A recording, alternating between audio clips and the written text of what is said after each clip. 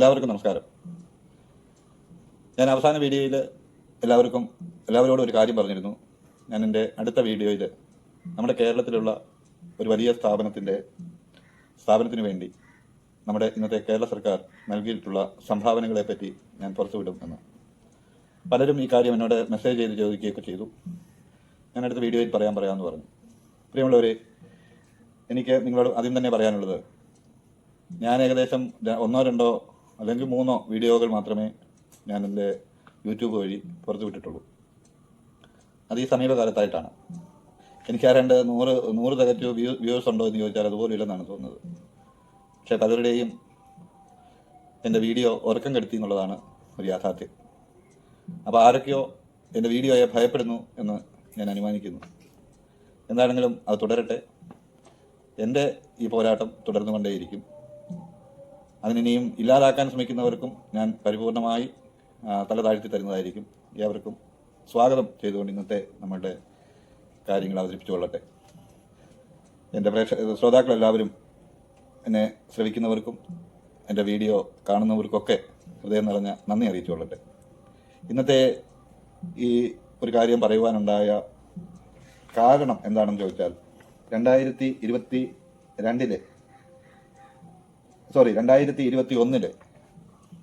എൻ്റെ ഒരു അപേക്ഷ ഞാൻ സാമൂഹ്യനീതി വകുപ്പിലും പത്തനംതിട്ട ജില്ലാ കളക്ടർക്കും നൽകിയിരുന്നു. വിഷയം വേറെയൊന്നുമല്ല, നമ്മുടെ അവിടെ അന്തേവാസികളായിട്ട് താമസിക്കുന്ന, നമ്മുടെ ബെഗർ ഹോമിൽ അന്തേവാസികളായിട്ട് താമസിക്കുന്ന അന്നുണ്ടായിരുന്ന 35-36 പേർക്ക് വൃദ്ധരായിട്ടുള്ളവരുണ്ട്, ചെറുപ്പക്കാരായിട്ടുള്ളവരുണ്ട്, സ്ത്രീകളുണ്ട്, പുരുഷന്മാരുണ്ട്. അവർക്കെല്ലാം വൈകല്യമുള്ളവരായിരുന്നു. ശാരീരികമായിട്ടും മാനസികമായിട്ടും വൈകല്യമുള്ളവരായിരുന്നു. അപ്പോൾ അവർക്ക് കൂടി സർക്കാർ നൽകി വരുന്ന, ഭിന്നശേഷിക്കാർക്ക് നൽകി വരുന്ന പെൻഷനിൽ നമ്മുടെ ഈ പ്രിയപ്പെട്ടവരുടെ പേരുകൾ കൂടി ഉൾപ്പെടുത്തണം എന്നായിരുന്നു എൻ്റെ അപേക്ഷയുടെ വിഷയം. എന്നാൽ അതിനുശേഷം എനിക്ക് ലഭിച്ച മറുപടി വിചിത്രമായ ഒരു മറുപടിയായിരുന്നു. ഞാനത് അല്പഭാഗം ഇതിനെപ്പറ്റി അവർ തന്ന മറുപടി ശ്രോതാക്കൾക്ക് വേണ്ടി വായിച്ചു കേൾപ്പിക്കാം. ബെഗർ ഹോം എന്ന നിലയിൽ കെട്ടിടം നിർമ്മാണത്തിന് കേന്ദ്ര സംസ്ഥാന പദ്ധതികൾ ഒന്നും തന്നെ നിലവിലുള്ളതല്ല. ഈ വിവരം റിപ്പോർട്ട് ചെയ്യുന്നു. അനാഥ അഗതി വൃദ്ധമന്ദിരങ്ങളിൽ താമസിക്കുന്ന അന്തേവാസികൾക്ക് സാമൂഹ്യ സുരക്ഷാ പെൻഷൻ അനുവദിക്കുന്ന തീരുമാനം ശ്രദ്ധിച്ചു കേൾക്കണം. അനാഥ അഗതി വൃദ്ധമന്ദിരങ്ങളിൽ താമസിക്കുന്ന അന്തേവാസികൾക്ക് സാമൂഹിക സുരക്ഷാ പെൻഷൻ അനുവദിക്കുന്ന തീരുമാനം GO-RT നമ്പർ 5171/2021 FIN എന്ന ഉത്തരവ് അനുസരിച്ച് നിർത്തലാക്കിയിട്ടുള്ളതാകുന്നു. പ്രിയരെ, നിങ്ങൾ ഈ കാര്യം ഒന്ന് നിങ്ങളുടെ ശ്രദ്ധയിലേക്ക് പെടുത്തുന്നതിന് കാരണം എന്താണെന്ന് ചോദിച്ചാൽ, റോഡിൽ അലഞ്ഞു തിരിഞ്ഞ് നടക്കുന്നവരെ നമ്മൾ ഒരു പുനരധിവാസ കേന്ദ്രത്തിലാക്കി സർക്കാരിൻ്റെ യാതൊരു സഹായവും കൂടാതെ നമ്മൾ അവരെ മനുഷ്യരാക്കി തീർക്കുകയും നമ്മളുടെ സഹോദരങ്ങളാക്കി തീർക്കുകയും നമ്മുടെ ഈ സമൂഹത്തിൽ അവർക്ക് ജീവിക്കുവാൻ തക്കവണ്ണം അവരെ പ്രേരിപ്പിക്കുകയും ഒക്കെ ചെയ്തുകൊണ്ടിരിക്കുന്ന ഈ ആളുകൾക്ക് യാതൊരുവിധമായ സാമൂഹിക സുരക്ഷാ പെൻഷനും സർക്കാർ കൊടുത്തുകൊണ്ടിരുന്നത് പോലും നിർത്തലാക്കിയിരിക്കുന്ന വിവരം ആണ് എന്നുള്ളതാണ് 28/7/2021 സർക്കാർ ഭേദഗതി വരുത്തിയത് എന്നുള്ള ഒരു സങ്കടകരമായ വിഷയമാണ്. ഈ സർക്കാർ ക്ഷേമ പെൻഷൻ കൊടുക്കുന്നത് എത്രയോ ശതമാനം കേന്ദ്ര സർക്കാരിൻ്റെ ഫണ്ടും സംസ്ഥാന സർക്കാരിൻ്റെ ഫണ്ടും ഉപയോഗിച്ചാണ് ക്ഷേമ പെൻഷൻ നൽകുന്നത്. അപ്പോൾ ഈ ക്ഷേമ പെൻഷൻ സർക്കാർ ഒന്നുകിൽ കേന്ദ്ര സർക്കാർ നൽകുന്നതെങ്കിലും ഈ പാവങ്ങൾക്ക് കൊടുക്കുവാൻ അവർ വാങ്ങുവാൻ ബാധ്യസ്ഥരാണ്. സംസ്ഥാന സർക്കാരിനെയും കേന്ദ്ര സർക്കാരിനെയും ചേർത്ത് നൽകുവാനും അവർ വാങ്ങുവാൻ ബാധ്യസ്ഥരാണ്. അവർക്കത് വാങ്ങുവാനുള്ള അർഹതയുമുണ്ട്, യോഗ്യതയുമുണ്ട്. പക്ഷേ അവർക്ക് നൽകുന്ന പെൻഷനുകൾ നിർത്തലാക്കി എന്നുള്ളതാണ് ഇതിൽ കൂടെ എനിക്ക് ലഭിച്ച മറുപടി. ഇത് സർക്കാർ പാവങ്ങളോട് കാണിച്ച ഏറ്റവും ഒരു വലിയ പുണ്യപ്രവൃത്തിയായിട്ട് ഞാൻ കരുതുന്നു. ഇതേ നോട്ടീസിന്റെ അടിസ്ഥാനത്തിലാണ് ഞാൻ അടുത്ത ഭാഗം നിങ്ങളുമായി പങ്കുവയ്ക്കാൻ ആഗ്രഹിക്കുന്നത്. ഇതെനിക്ക് ലഭിച്ചത് എൻ്റെ 30/10/2022 അപേക്ഷയ്ക്ക് കിട്ടിയ മറുപടി 3/1/2026 ലഭിച്ച മറുപടിയാണ്. ഈ മറുപടിയിൽ മറ്റ് സ്ഥാപനങ്ങളൊക്കെ ഞാൻ അങ്ങോട്ട് മാറ്റി വെക്കുകയാണ്. കാരണം അതൊക്കെ ചെറിയ തുകകൾ മാത്രമേ ഉള്ളൂ. ഞാൻ ഒരു സ്ഥാപനം മാത്രം എടുത്തു പറയാൻ കാരണമുണ്ട്, അത് ഞാൻ അവസാനം പറയാം.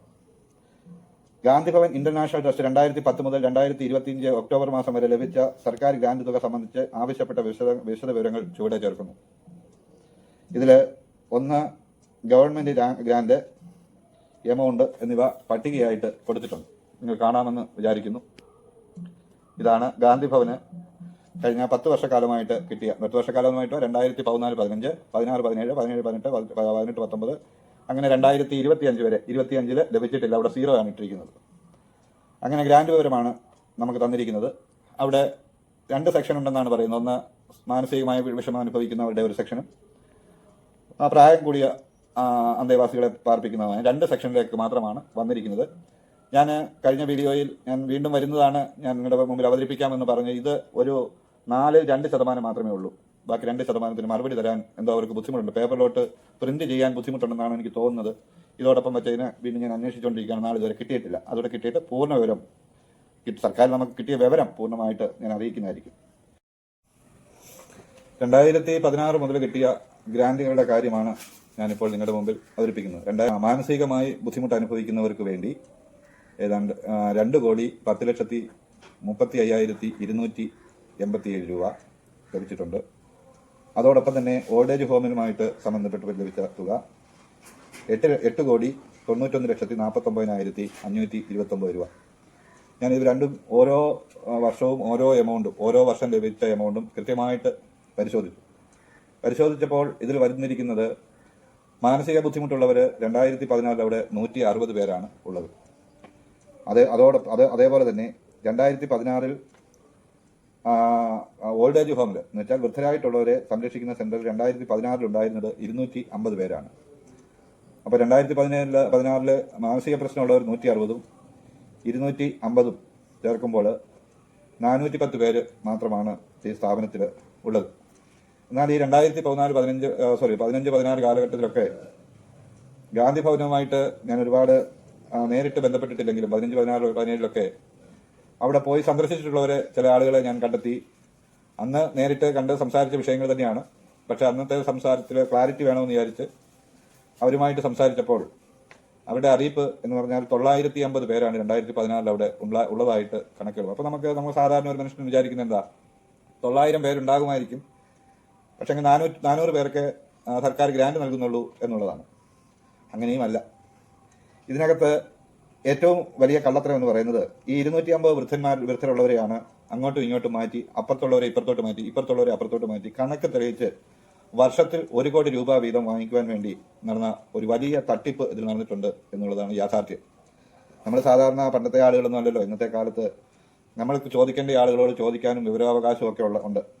പക്ഷേ ഇതിനകത്ത് കൊല്ലം ജില്ലക്കാർ വലിയ തട്ടിപ്പ് നടത്തുന്നുണ്ടെന്നുള്ളത് നമുക്ക് ബോധ്യമായത് എങ്ങനെയാണെന്ന് ചോദിച്ചാൽ, കൊല്ലം ജില്ലയ്ക്ക് ഏതെങ്കിലും ഒരു പ്രസ്ഥാനത്തിന് അല്ലെങ്കിൽ സർക്കാർ സംഹിതമായ ഓഫീസുകളിലേക്ക് വിവരാശം വയ്ക്കുമ്പോൾ അവിടുന്ന് കൃത്യമായി മറുപടി തരിക. എങ്ങനെയെങ്കിലും ഈ അപേക്ഷ തള്ളിക്കളയുവാനാണ് അവർ ശ്രമിക്കുക. ഒന്നുകിൽ നമ്മൾ എഴുതുന്നതിനകത്ത് എന്തെങ്കിലും ഒരു അക്ഷരത്തെറ്റുണ്ടെങ്കിൽ അത് അങ്ങനെയല്ല, ഇങ്ങനെയാണ്, എങ്ങനെയെങ്കിലും വലിച്ചു നീട്ടിക്കൊണ്ട് പോവുക.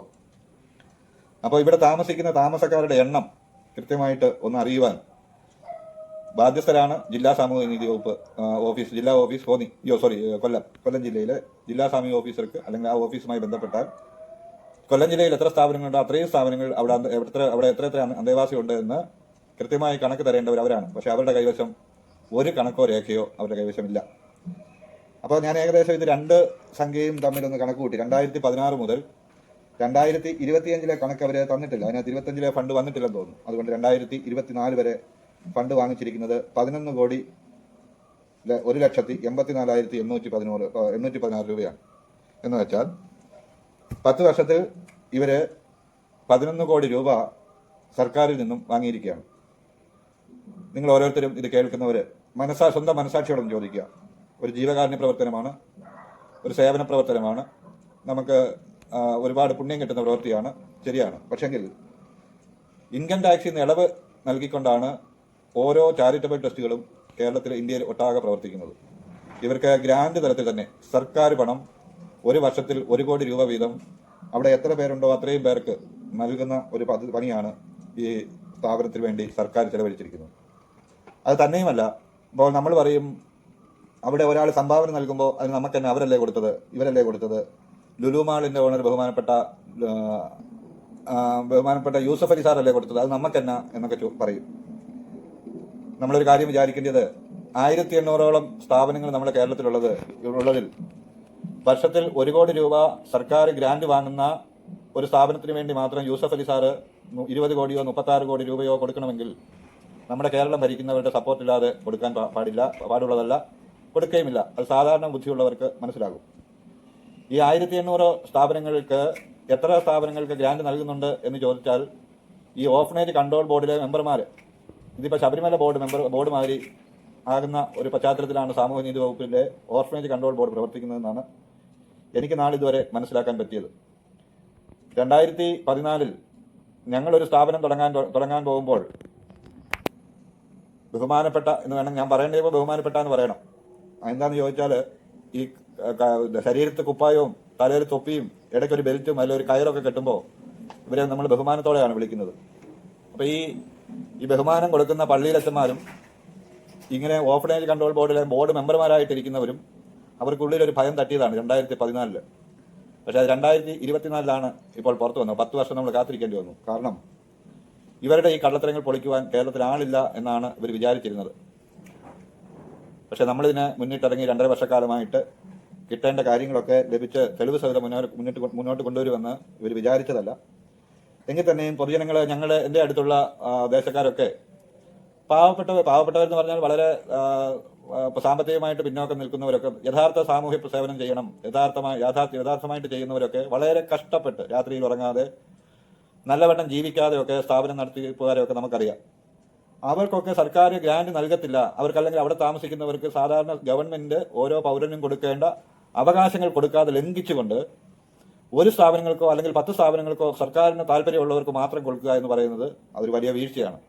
അല്ലെങ്കിൽ ഇതിന്റെ കൃത്യമായ കണക്കുകൾ നമ്മൾ വിവരാശം വെക്കുമ്പോൾ തരണം. കേരളത്തിൽ മൊത്തം എത്ര സ്ഥാപനമാണെന്ന് ചോദിക്കുമ്പോൾ വെബ്സൈറ്റിൽ കയറി പരിശോധിക്കുക. ഏതൊക്കെ സ്ഥാപനങ്ങൾക്ക് ഗ്രാന്റ് നൽകുന്നുണ്ടെന്ന് ചോദിക്കുമ്പോൾ അത് സാമൂഹ്യനീതി വകുപ്പിലേക്ക് നൽകുമ്പോൾ അവരത് തിരിച്ചയക്കും. എങ്ങോട്ടാണ്? ഓർഫനേജ് കൺട്രോൾ ബോർഡിലേക്ക് അയക്കും. ഓർഫനേജ് കൺട്രോൾ ബോർഡ് അത് തിരിച്ചയക്കും. ഞങ്ങളല്ല ഇത് കൊടുക്കുന്നത്, സാമൂഹ്യനീതി വകുപ്പാണ് കൊടുക്കുന്നത്. മൊത്തത്തിൽ കേരളത്തിന്റെ വകുപ്പുകൾ, സാമൂഹ്യനീതി വകുപ്പ് ഇപ്പോൾ സാമൂഹിക അരാജകത്വ വകുപ്പായിട്ട് മാറിയിരിക്കുക. അതിൻ്റെ ഒരു മന്ത്രിയുണ്ട്. ഞാൻ ബഹുമാനപ്പെട്ട മന്ത്രിയെ ഏകദേശം ഒരു 5-6 പ്രാവശ്യം ഇപ്പോൾ വിളിച്ചു. ഒന്നുകിൽ മന്ത്രിക്ക് പനിയായിരിക്കും ഞാൻ വിളിച്ചതിൻ്റെ സമയത്തൊക്കെ, അല്ലെങ്കിൽ മന്ത്രിക്ക് തലവേദനയായിരിക്കും. അത് ഈ കെന്നഡി ചാക്കോ എന്ന് പേര് പറയുമ്പോൾ മാത്രമാണ് നമ്മുടെ ബഹുമാനപ്പെട്ട മന്ത്രിക്ക് തലവേദന എടുക്കുന്നതും അതുപോലെ പനി പിടിക്കുന്നതൊക്കെ എന്നാണ് എനിക്ക് തോന്നുന്നത്. അതുകൊണ്ട് കൂടുതൽ കാര്യങ്ങളൊന്നും കേൾക്കാൻ താല്പര്യമില്ല. അതുകൊണ്ട് കൂടുതൽ സംസാരിക്കാൻ പോയിട്ടില്ല. എനിക്കൊരു സ്വഭാവമുണ്ട്, 1-2 പ്രാവശ്യം നമ്മൾ അങ്ങോട്ട് പോയി സംസാരിക്കും അർഹതപ്പെട്ടവരാണെങ്കിൽ. 3ാമതൊരു പ്രാവശ്യം കെന്നഡി ചാക്കോ അവരുടെ പുറകെ പോകുന്ന ഒരു സ്വഭാവം എനിക്കില്ല. അത് ഇനി ഏത് മന്ത്രിയായാലും പോകുകയില്ല. അത് പിന്നെ റെക്കോർഡിക്കലായിട്ട് പേപ്പറിൽ എഴുതി ഞാൻ അയക്കത്തേ ഉള്ളൂ. പിന്നെ നമ്മുടെ അറിയാമല്ലോ, സാമൂഹ്യനീതി വകുപ്പിൽ നിന്ന് ഏകദേശം 70,000-ഓളം പേര് സേവനമനുഷ്ഠിച്ച് വന്ന സാമൂഹ്യനീതി വകുപ്പ് 2ആയിട്ട് പിരിച്ചാണ് ഇപ്പോൾ വനിതാ ശിശുക്ഷേമം മാറ്റിക്കൊണ്ടുപോയത്. അതിലെ മന്ത്രിയോട് നമ്മൾ രാത്രിയിൽ പോയി അല്ലെങ്കിൽ വെളുപ്പാങ്കാലത്ത് രാവിലെ തൊട്ട് 2-3 ദിവസം കൊണ്ട് വിളിച്ച് അന്വേഷിച്ച് ഓഫീസിൽ പോയി അന്വേഷിച്ച് നമുക്ക് ഏറ്റവും പ്രയാസകരമായോ ബുദ്ധിമുട്ടുമായ സങ്കടം പോയി പറയുവാൻ നമ്മുടെ MLA-യോട് പോയി, നമ്മുടെ MLA ആണ്, അത് കഴിഞ്ഞാണ് മന്ത്രിയെ നമ്മൾ അങ്ങോട്ട് ഒതുക്കി നിർത്താം. നമ്മുടെ MLA-യോട് നമ്മളൊരു കാര്യം പോയി വീട്ടിൽ പോയി പറഞ്ഞാൽ നേരെ വന്ന് വെളുത്തോട്ടെ എല്ലാം നിങ്ങൾക്ക് ശരിയാക്കാമെന്ന് പറഞ്ഞ ആള് നാളിന്ന് വരെ ആ കാര്യം എന്തായി എന്ന് പോലും ചോദിക്കാതെ അവർ പറയും തിരക്കാണ്, കാര്യമൊക്കെയാണ്. ഇവരുടെ സഹോദരങ്ങൾക്കോ ഇവരുടെ മക്കൾക്കോ അല്ലെങ്കിൽ ഇവരുടെ പാർട്ടിക്കാർക്കോ തറപ്പിച്ച് പറയാം, ഇവരുടെ പാർട്ടിക്കാർക്കോ ഇങ്ങനെ പ്രശ്നമുണ്ടെങ്കിൽ ഇവർ അന്വേഷിക്കാതിരിക്കുമോ? പക്ഷെ നമ്മളോടൊന്നും അന്വേഷിക്കത്തില്ല. അങ്ങനെ ഈ 2016 മുതൽ ഈ കേരളത്തിലെ സാമൂഹ്യനീതി വകുപ്പിന്റെ കീഴിൽ പ്രവർത്തിച്ചു വരുന്ന ഗാന്ധി ഭവൻ എന്ന് പറയുന്ന ഒരു സ്ഥാപനത്തെ പറ്റി മാത്രമാണ് ഞാൻ ഇന്ന് പറയുന്നത്. വേറെയും ചില സ്ഥാപനങ്ങളുണ്ട്. അതാണ് ഞാൻ നമ്മുടെ സുനിൽ മാത്യുവിന്റെ ഭാഷയിൽ പറയുവാണെങ്കിൽ നൈറ്റ് തൊഴിലാളികൾ എന്ന് പറയാം. പള്ളിയിലച്ചന്മാരെന്ന് പറയാൻ ബുദ്ധിമുട്ടുണ്ട്. അതുകൊണ്ട് നൈറ്റ് തൊഴിലാളികളുടെ ചില ആളുകളുടെ കാര്യവും ഞാൻ പുറത്ത് വരുന്നതായിരിക്കും.